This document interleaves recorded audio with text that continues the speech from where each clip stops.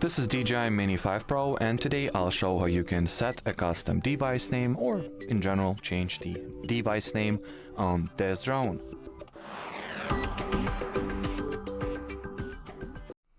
So to start, make your way to the viewfinder or to the go fly mode, the flight controls.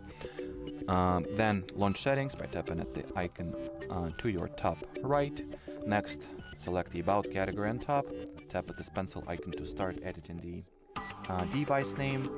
Then input whatever name you'd like for your device to have to be visible under.